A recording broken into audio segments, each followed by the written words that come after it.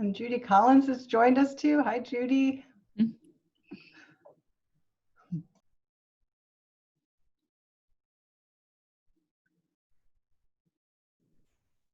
Hello, everybody. Sorry, I was just realizing I was on mute. Great to see everybody.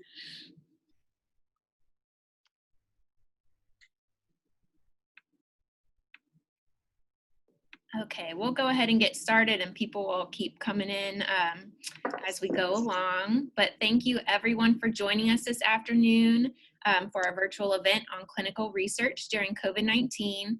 I see some familiar faces, but for those of you that don't know me, my name is Amber Yancey and I'm the Alumni Relations and Stewardship Specialist for the School of Nursing. We're thrilled to have such a diverse group of people on here today. We have alumni, faculty and staff, retired faculty, students, prospective students, and so much more. And so we'll now jump into some slides.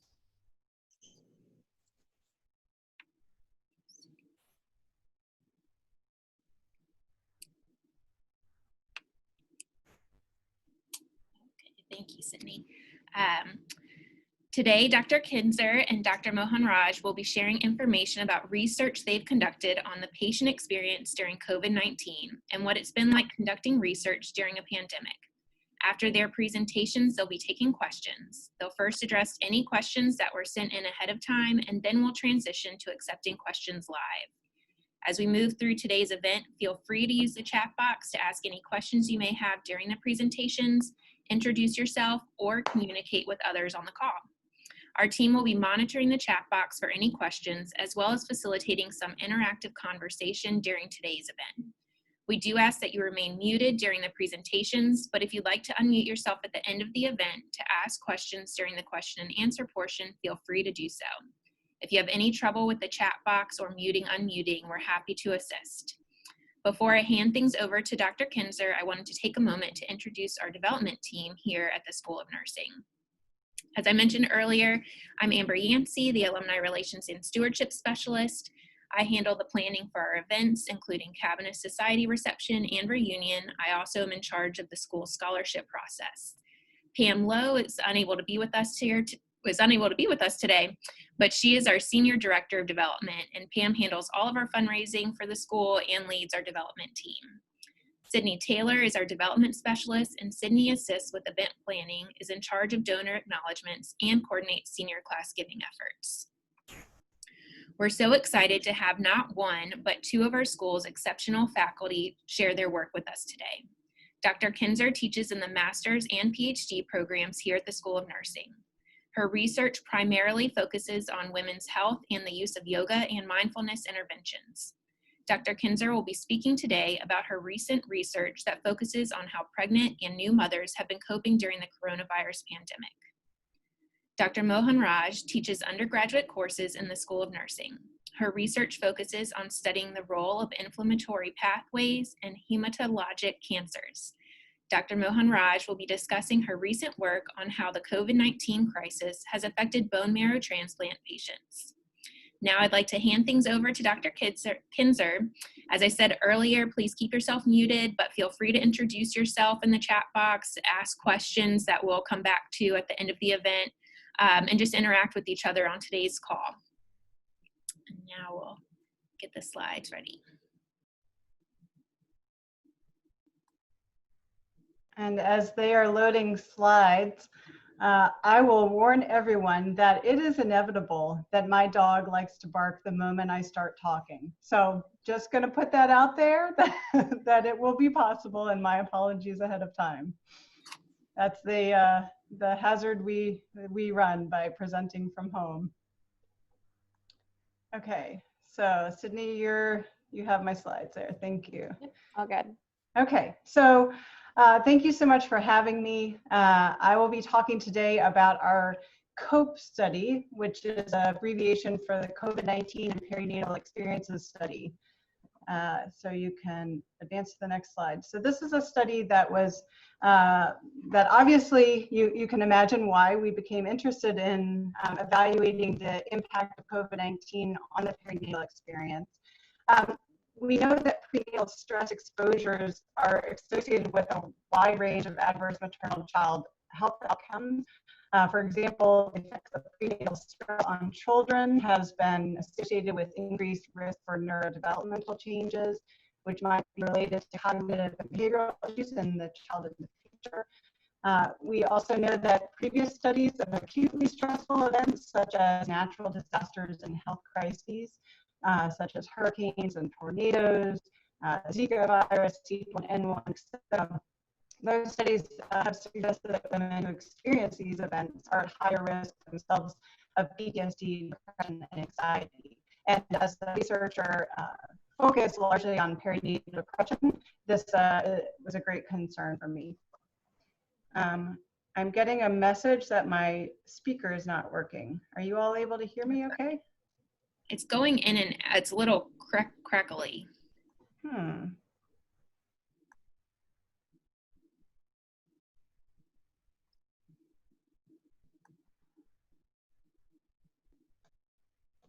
It was fine when we were talking earlier, wasn't it? Yeah, it sounds fine right now, so we can maybe try again. And it's very strange. My apologies.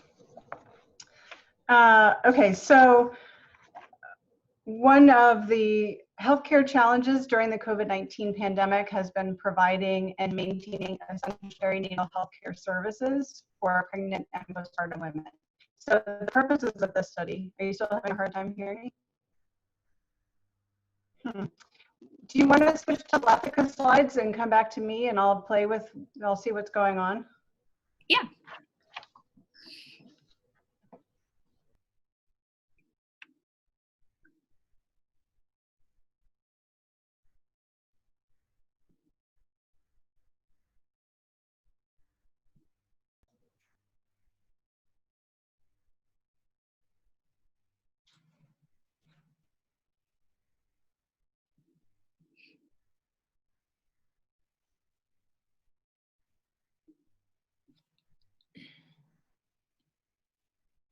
All right, I do see the slides. Are you able to hear me? Yes, yeah. Does it still sound like the crackly sound or no? No crackles so far. None so far. Okay, do you want me to just go ahead and get started? Yeah, I think that'll be good. All right. Good afternoon, everybody. I'm Lathika Mohanraj, and thank you for giving me this opportunity to present what I have thus far. So what I'm going to be talking about today is how the pandemic, COVID-19, has impacted hematopoietic stem cell transplant patients. And we'll talk about this in a little more detail, but that's my population of interest. Sydney, next slide, please. So this particular pandemic has obviously affected all of us in different ways. But for purposes of today's presentation, I'm going to broadly talk about it as two different groups of people. So people who are typically healthy, they don't have any other health concerns going on. They are still affected by it. Again, we're seeing neuroliterature come with it on a daily basis right now. But for most part, we're seeing people with some of them being asymptomatic. There are some who are infected and they do show some symptoms, but they recover pretty well. And then on the other spectrum, we have people who do need some more intensive care. As we all know, there are certain groups of people that are definitely at a higher risk, and these would be individuals, some elderly people. They would be individuals who have other comorbidities, and this could be either hypertension or diabetes, cardiac concerns, or respiratory concerns. So all of these people would be at a higher risk or at a higher chance to get infected by COVID. There is yet another group of people, and they are our immunocompromised individuals. And this is of relevance to what we're going to be talking about today. what do we mean by immunocompromised? So we have individuals here who do not have the most efficient immune system, right? For whatever the reason may be, their fighting ability to infections is not optimal. So under this category, we would have patients who are diagnosed with various types of cancer, who are currently in treatment, who are survivors.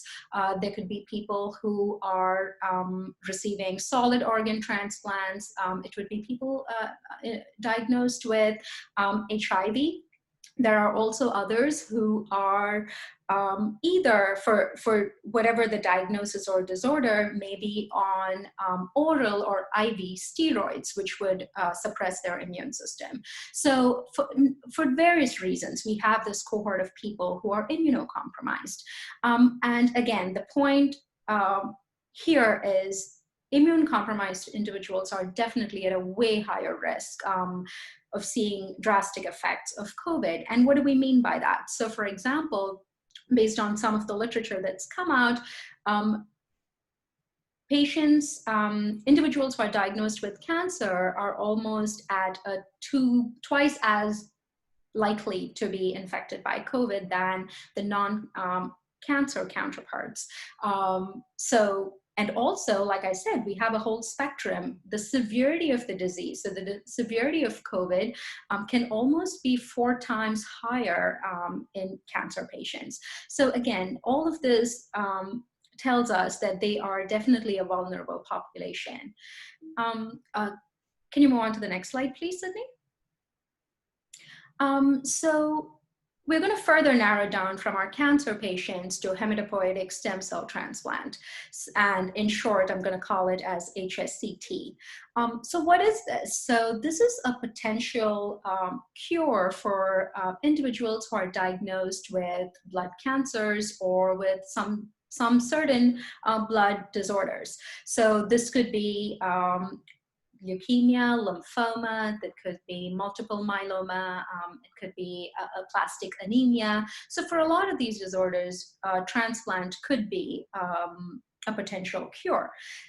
For this, before one heads to transplant, where they get healthy blood-forming cells in the form of stem cell transplant, these individuals do undergo chemotherapy and radiation. Like any other cancer. However, what makes this population slightly different is the kind of chemotherapy they get is far more aggressive. It is myeloablative. For a lot of these patients get myeloablative therapy, meaning we are almost bringing down their immunity to a clean slate. So we are bringing it down to 0, and then giving them new stem cells, healthy stem cells, wherein they can engraft and form normal, healthy blood-forming cells. So again, in a situation of a pandemic, that definitely increases our risk even higher, because we are really not letting any ability to fight infections. There's no ability in these patients. So the aggressive chemotherapy radiation combination can be quite challenging to deal with. And the other part to this patient population is right from diagnosis to their treatment with chemotherapy, radiation, or a combination of both, and the transplant process itself. This involves a lot of extensive precautions. There is in-depth monitoring that goes on with these patients. So what do we mean by extensive precautions? So these individuals during their transplant process are taught and educated constantly about how to prevent infections. So wearing a mask, for example, is their regular lifestyle. That's a norm for them. They cannot surround themselves with individuals who are sick. They have to be very careful about where they eat and what they eat, because that could be a risk for infection. They cannot just go into a restaurant and have dinner. So again, all of these things improve as they get farther out from transplant and as they engraft, but these are precautions that are in place. So there are lifestyle it changes drastically. And when we go back to the comprehensive monitoring, what we mean here is these patients are inpatient, right? So they are hospitalized for the transplant process, at least here at the health system, at the VCU health system. And then they are monitored on a daily basis. So they come back to the clinic every day for almost the first 30 days, if not longer. And then they are moved to a weekly schedule. Then they're seen every 6 months, and then on a yearly basis in our long-term follow-up clinic. So I think the point here that I want to make is they do have a very long and meticulous process that they have to follow through when they become eligible for transplant and decide to go through with this process. Sydney, next slide, please. So how does this pandemic affect these patients then? I mean, their process itself seems tedious, but with the pandemic coming in and a lot of uncertainties on not knowing how it affects people, how it, there are a lot of unknowns with this. So to kind of address some of the concerns, the American Society for Transplantation and Cellular Therapy, they came out with some guidance, like a guidance document for providers, transplant centers in general, and they recommended some changes for how transplant should be done, how should the center function, and I just highlighted a couple here. So for example, one of the things that was stated is since this is such a high-risk population and the infection transmission rates are so high, if the person who is scheduled for transplant doesn't need it right away and can be held on some kind of maintenance therapy for some time, then there were delays in transplant that were seen in case of non-urgent situations. There was a decrease in the number of in-person visits. So for example, if an individual was supposed to be seen every day, now the guidance says that, well, we don't have to see them every day. We will see them maybe once in 2 or 3 days, again, to decrease interaction with people, to decrease the patient's exposure to a hospital environment. There were changes to follow-up visits. So individuals were supposed to come, for example, once in 6 months. That changed to maybe 7 or 8 months, and that flexibility was built in. And of course, there was additional screening. So as you can see, we have the transplant process on one end, and then we have all of these different changes that come along our way because of the pandemic. So this takes me to our next question. Next slide, please. So this is what exactly led us to kind of address this with a study. So the purpose of our study is to really understand the experiences and the perspectives of our transplant patients, our stem cell transplant patients, as it relates to COVID. So how is this COVID pandemic impacting them? So it all started with that. So what this study basically involves is, it is an online study. Obviously, we didn't want to have any face-to-face interactions with these individuals because everything had to be limited. So it is an online study, and we sent out surveys. These surveys is quite extensive, collects different kinds of data, and I'll touch on a little bit. And this study is currently enrolling, so we haven't stopped at a point where we can do any preliminary analysis just yet. But as of today, we have 49 responses that are recorded for this particular survey. So what we basically do is anybody, so this study is currently only carried out at one site, which is our cellular therapeutics lab here at VCU Health Massey Cancer Center. So we are doing it in the BMT clinic. So anybody who is scheduled to be seen either in person at the clinic, or whether they are scheduled for a televisit, a Zoom visit, no matter, if they are on the schedule, we send them an email with the survey link, and they had a chance to look at the study details, consent, and decide if they want to participate in the survey study. So, so that's what it entailed. And the kind of information we collected from them really involved a lot of different things. We collected demographics, transplant-related data, meaning what was their diagnosis, what kind of transplant they got, because there are different types of transplant.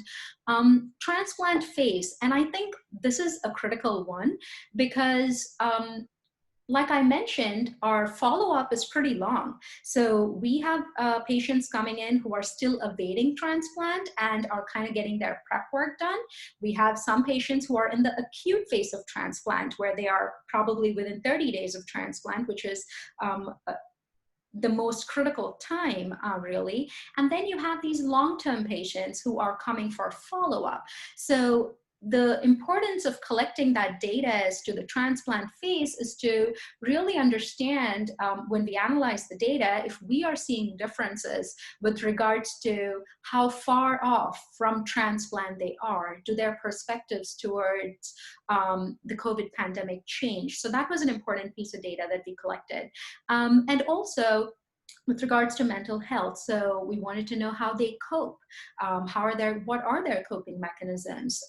Depression, anxiety, how comfortable do they feel adhering to some of the recommendations that are set for this particular pandemic? And by that, I mean maintaining the 6 feet distance, wearing a mask, the hand washing practices. So just the basic practices that have been set out for everybody. How do they perceive and feel comfortable doing all those things?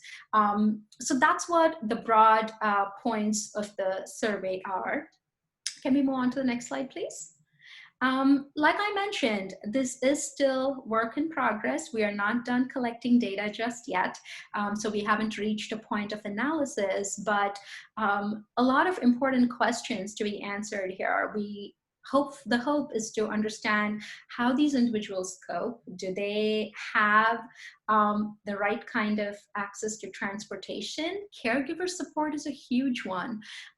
These individuals are caregiver is an absolute necessity almost for these patients right from the get-go. When they come into a transplant program, there are plans for caregiver support. And as you can understand, during this pandemic, that could be very challenging, because if you had a daughter, a father, a sibling who's taking care of you, and now those individuals can't always be or travel, it really adds on an additional layer of challenge. So there are questions pertaining to that. But I just wanted to tell you a little something. So just based off my interactions with some patients, in general with clinic-related work, when you ask them about their experiences, you have one group of people who are like, well, this is really no different. I'm not really stressed with this pandemic because this is really my lifestyle. It's just that now everybody is doing it.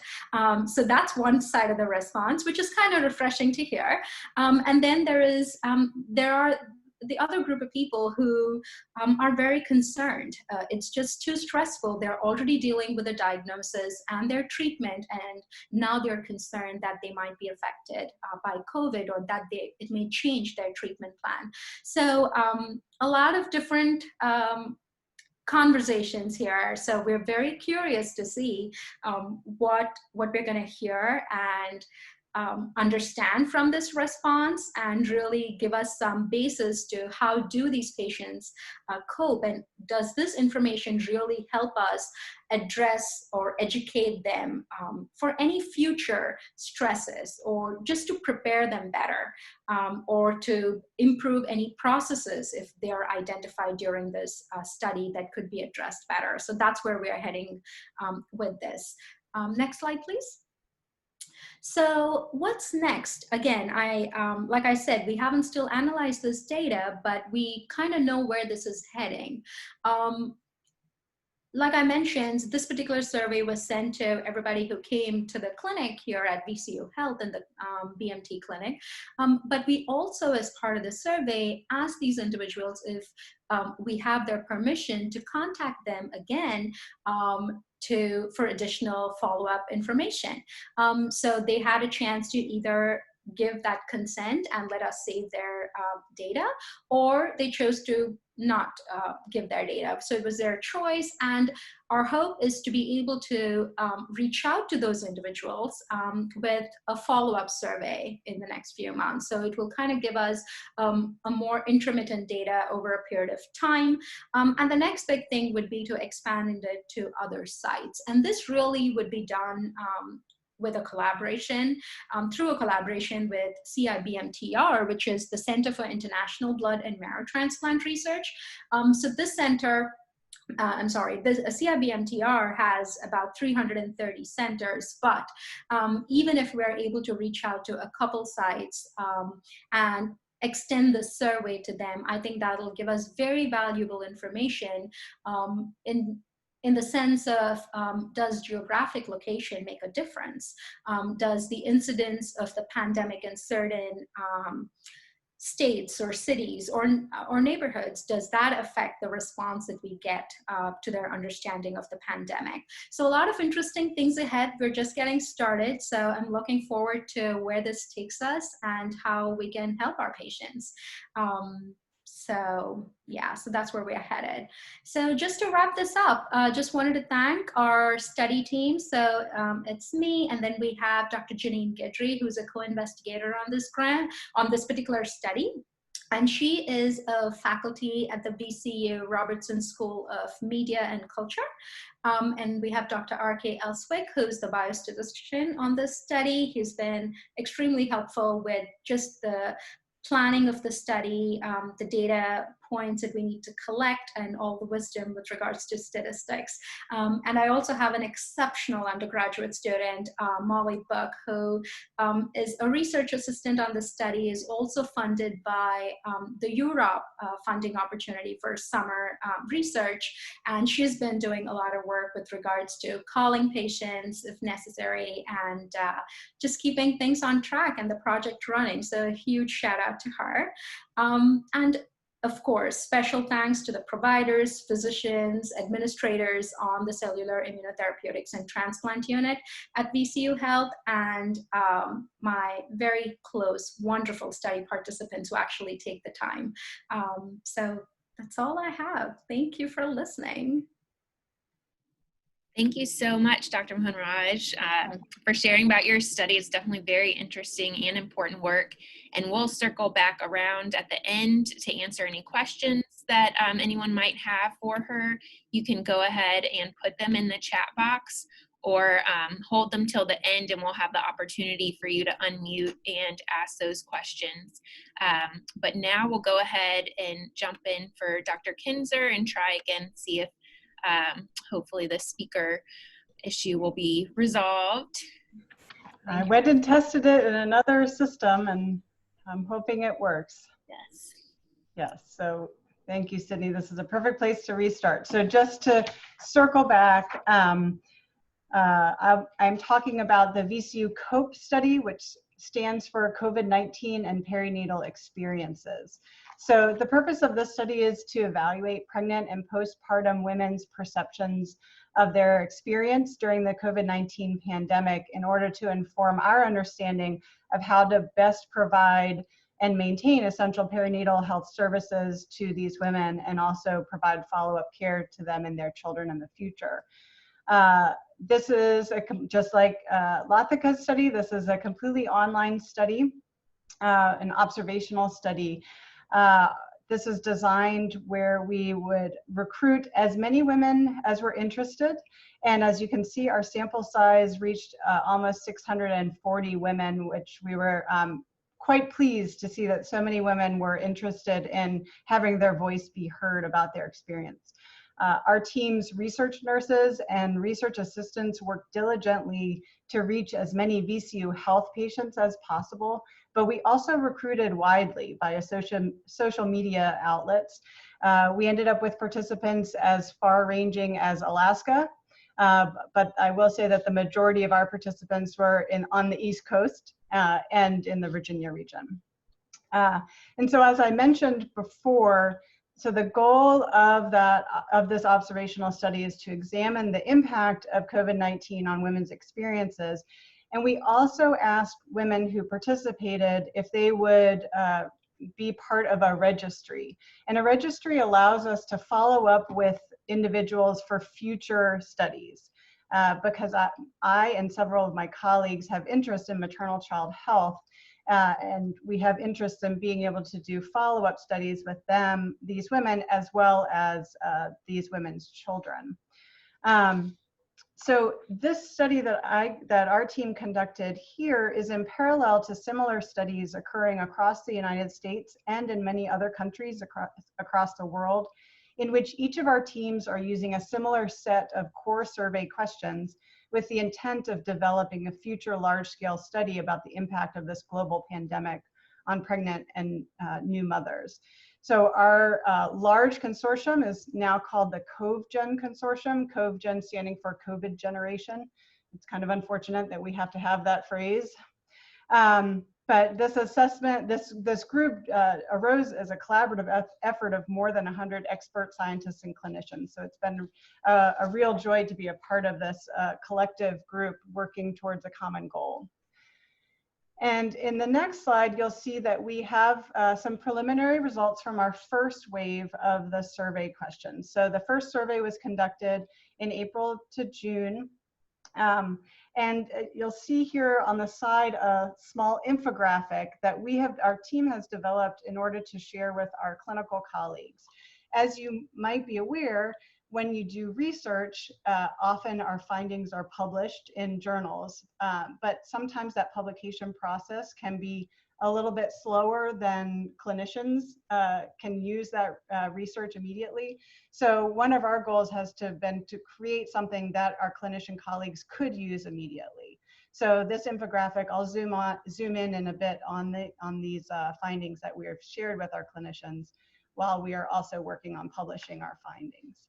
I do want to acknowledge, however, that this is an online study, so we might not have been able to reach some of the most vulnerable populations who might not have access to an online platform. So that's really important to acknowledge as we move forward and look at these data. So we're going to look a little bit more closely at this infographic. And again, I will caution, these are preliminary findings. We'll publish our full findings in the future. But as we zoom into the first part of that infographic, you'll see that a large percentage of the respondents reported no known exposure to themselves or their family members. But despite this no known exposure, 80% reported worsened stress or mental health during the pandemic. So even though the exposures aren't there, the stress is very real, even just knowing that the pandemic is going on, and which is probably not a surprise to any of you.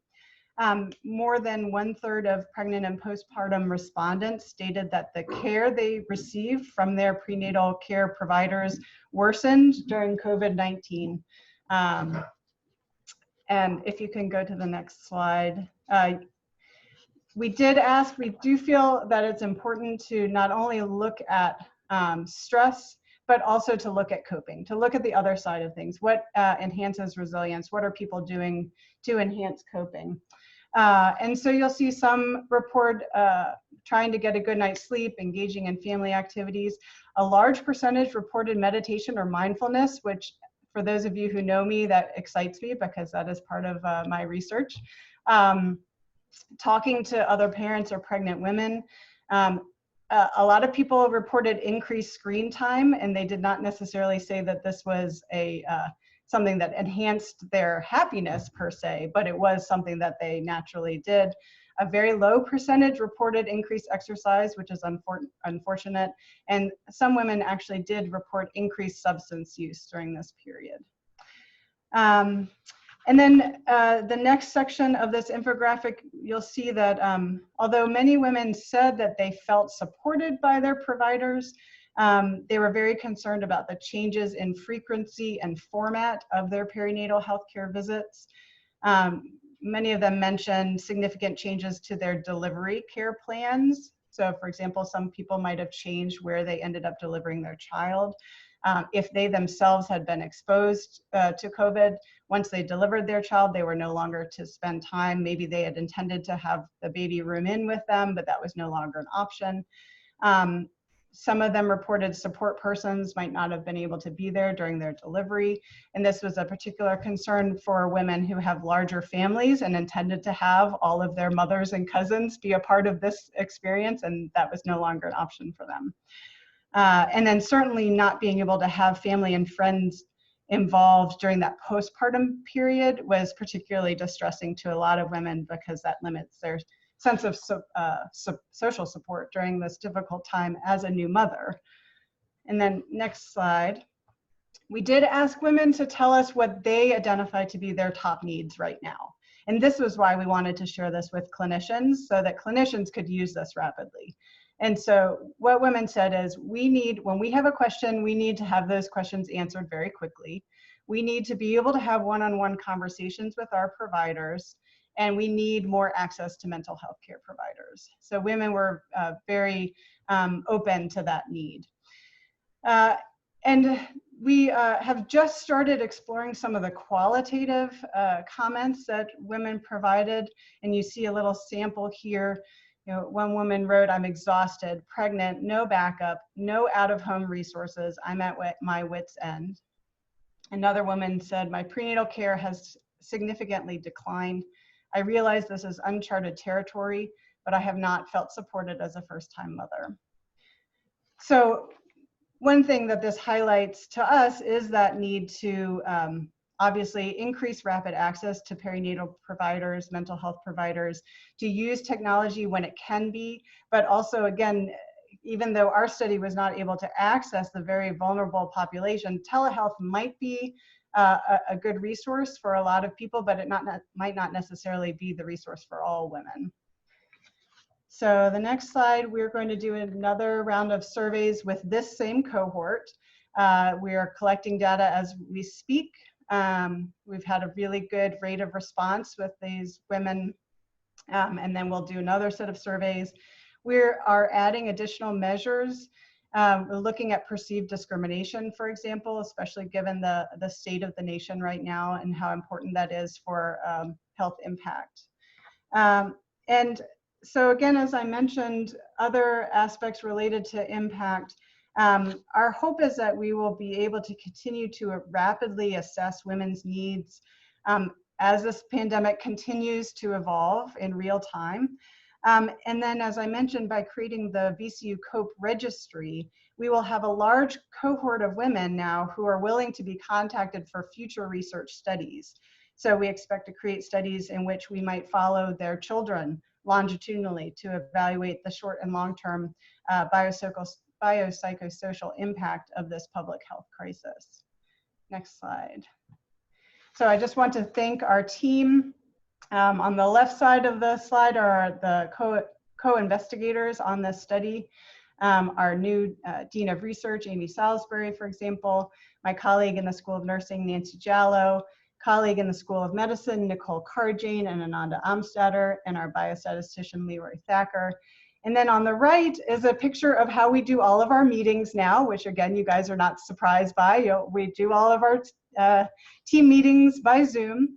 And I'd like to acknowledge the incredible work of my study staff, Sarah Moyer, who's our research nurse. She's also a PhD student in our School of Nursing. Amy Ryder, who's a research nurse. Evelyn Jones, who is a Master's of Public Health student, who is brilliant with those infographics. She's the one that helped us develop that infographic. And Nayab Mughal, who is a great nursing student and research assistant as well. So none of this work could happen without their hard work. And I'd like to acknowledge funding for this study from the VCU School of Nursing internal grant program. Again, without their help, we wouldn't be able to do this. And I have included, I think on the very last slide, my email address. Feel free to email me at any time if you have questions or thoughts or ideas. I think some of our best ideas come from conversations with people. And so if you are interested in this topic, I'm always happy to chat. And then happy to answer any questions that anyone has. Thank you very much, Dr. Kinser. I know I speak for the school when I say we are so proud of the research both you and Dr. Mohanraj are conducting on your respective projects, and we greatly appreciate you both taking the time today to share about them with us. So now we will answer questions. First, we'll start with those that were submitted prior to the event, and then we'll move to any questions you might have that you want to put in the chat box, or as I mentioned earlier, you will be able to unmute yourself and ask them at that time. So our first question is from Jasmine Lawrence, and she asks how COVID-19 could impact health professional programs and the future of the health professions. So for this question, we asked Dr. Deborah Barksdale, our Associate Dean of Academic Affairs, who is with us today, if she would mind addressing this question. Dr. Barksdale, are you? Oh, I see you. I'm here. Yes, so I was asked to address the question how COVID-19 could impact health professional programs and the future of health professions. Well, certainly it has affected all health professions programs in ways that we would not have anticipated just 6 months ago. As all of you know, we had to pivot very quickly from face-to-face to online instruction. And back in the March, April, that was kind of rough. It's gotten a little bit better for the fall. So the way that we're adjusting here at VCU is that for courses that have 50 or more, the instruction will remain online. For courses that have less than 50 students, then we will have face-to-face instruction in our building. And we have all kinds of interesting things in place in the building. For example, when you walk into the building, there's a machine in which you stand in front of and you get your temperature checked. We have arrows on the floor that direct you to one place or the other. All of the classroom that would normally have held 150 people now can hold maximum less than 50. And so we set up all of those. But in terms of the actual nursing education, we have learned that we can do many things virtually that we would not have anticipated, that we can teach skills virtually, that we can observe students virtually. So we're all experiencing this new way of teaching and learning. Now, for the future, that's one of the things I like to think about most, what the future of health professions might be. And of course, no one really knows, but we know that it probably won't be what it has been in the past. The traditional classrooms, I think we're going to see much, much more that's going to be online. It's going to be virtual. In terms of practice, we're going to see much more telehealth, telemedicine, virtual visits. We're going to see a greater increase, I believe, in AI, in bots, and all of those kinds of technologies. So my question to you, and I like to ask this question when I'm talking about the future, is what will be the role of the nurse when all of these technologies take over? Or what will be the role of any health profession? What will we do? Some project that we'll need fewer health professionals because the computers can do a lot of things much better. Some say we'll need more because there's going to be someone who needs to provide the human touch to that technology. Although we also know that even now there is technology that the voices and the communication very much approximates human communication. And I always say, just ask Siri a few questions. So I don't think we know quite what's going to happen for the future. There are projections that there will be fewer institutions of higher learning. There will be fewer colleges. There will be less need for colleges. People will have more practical skills. So I think it's going to be really interesting, and I think we all need to be prepared to make some transitions. I think the hospitals, for example, will be for the sickest of the sick. And a lot of what we do now, as we've seen over the years, what used to be in the hospitals in the home, and I think we're going to see even more of that. And the caregivers are going to become even more skilled. And so they're going to need our help in different ways. So those are just my projections about the future. Yeah. Thank you so much, Dr. Barksdale, for sharing your thoughts and addressing that question. It definitely will be interesting to see what happens as everything I feel like is changing every minute, every day. There's something new that's being implemented. So our second question comes from Amy Rubio, and she asked Dr. Kinser, historically, what long-term effects are there on in vitro infants when the mother was exposed to external stresses? It's a very good question, and that's one that a lot of people have been evaluating. I think, as I mentioned at the beginning of my presentation when I was all crackly, I talked a little bit about how there have been previous studies looking at acutely stressful situations such as hurricanes, tornadoes, women who have lived through other pandemics, H1N1, Zika, et cetera. And there have been studies that suggest that there are effects on these children. There is an association. Remember the difference between association and causation, and I'm happy to talk a little bit more about that if you'd like, but there is an association between prenatal stress and increased risk for neurodevelopmental changes in children over time. So we might see differences in cognitive and behavioral issues in children who are exposed to acutely stressful environments when they're in utero. But again, this is something that we are all continuing to study and evaluate, and that is one of the intents of this COVGen consortium that I mentioned, of researchers across the globe who are intending to follow this particular scenario more closely. Thank you for answering. That's all for our questions that were submitted prior to the event. Does anyone have any questions they would like to present now? You can put them in the chat box, or you can just feel free to unmute yourself and ask Dr. Kinser or Dr. Mohanraj.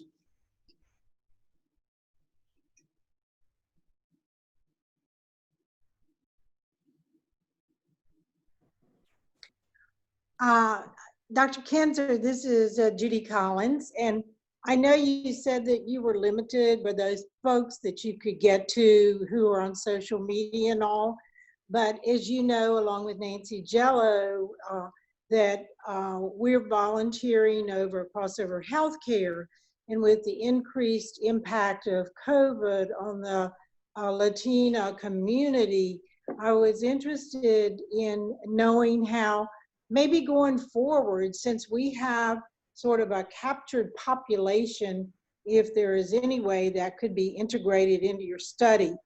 Mimi Bennett and I are now doing telehealth once a week with these patients, and Crossover has a Doxy platform to be able to reach these folks by telephone and text. So I don't know, as going forward, if that's something that could be added to your study population, which I think would be so germane to what's going on with the stresses and the increase. So just a thought.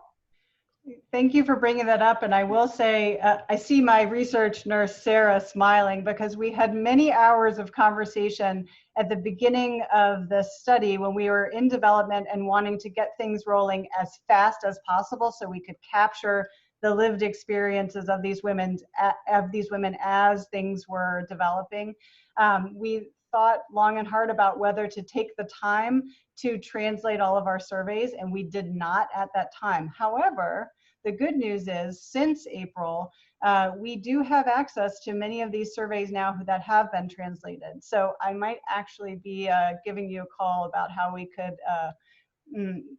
start accessing the population of women that you're working with. I think that would be a great idea.